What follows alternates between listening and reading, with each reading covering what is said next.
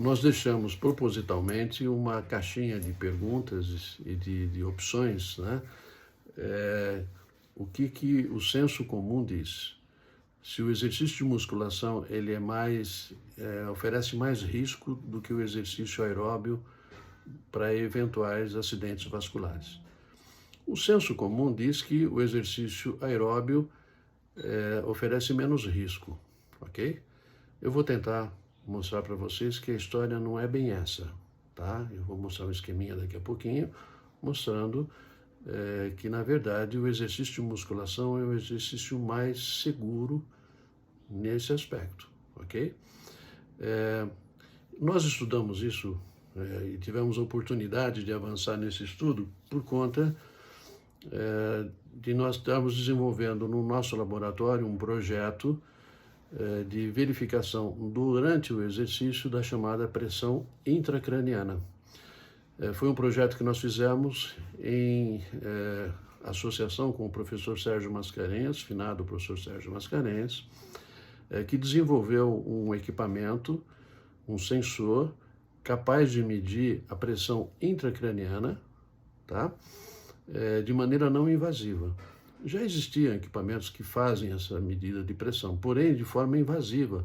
Você tem que colocar lá um sensor dentro, abrir a calota craniana e colocar um sensor lá dentro para medir essa pressão.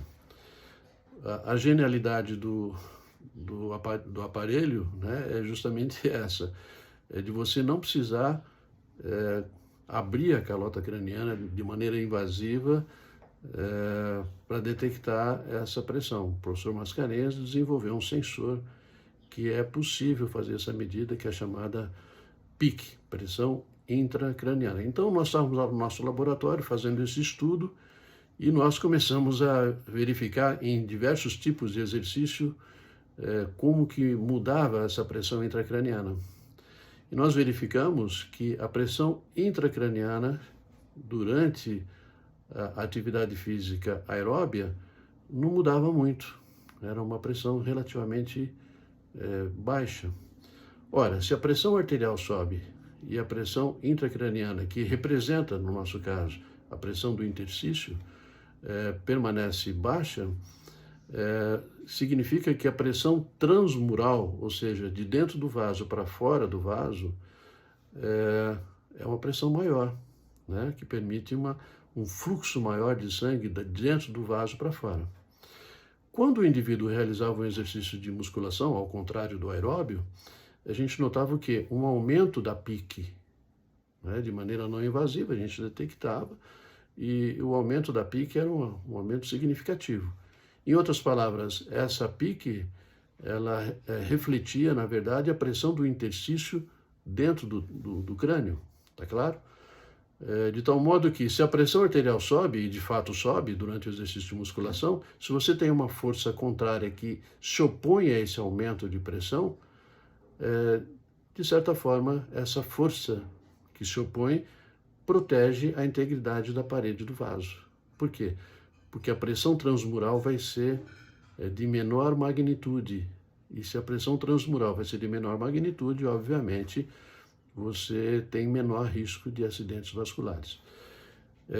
E eu, depois de colher todos esses dados e buscar na literatura e buscar outros dados na literatura, eu fui convidado para dar uma palestra num evento na Faculdade de Medicina em Ribeirão Preto, onde eu me formei, por sinal, Universidade de São Paulo,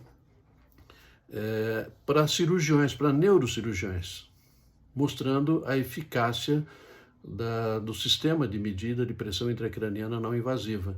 Foi um simpósio e a plateia era praticamente quase que a totalidade de neurocirurgiões, inclusive foi um evento internacional com participação de pessoas da Europa.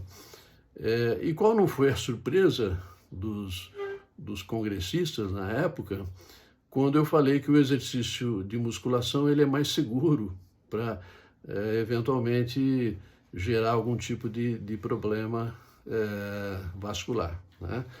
E aí eu mostrei com os dados fisiológicos e com os dados experimentais de que, de fato, se você fizer o exercício de musculação associado a uma manobra de Valsalva, você com certeza tem o seu sistema, os seus vasos da cabeça protegidos, ok? Então, oferece menos risco. Essa é uma boa contribuição que, na verdade, indiretamente, o professor Sérgio Mascarenhas deixou. Por quê? Porque foi possível você realizar um projeto detectando pressão intracraniana de maneira não invasiva. Então, isso facilitou a medida e a obtenção desses dados e tirar essas conclusões. Então, eu creio que o exercício de musculação bem conduzido, feito de maneira correta, não significa aumento de risco mesmo de indivíduos que já têm histórico de rompimento vascular, acidentes vasculares. Pelo contrário, é possível você fazer esse exercício sem que o risco seja aumentado. Tá claro? É isso aí.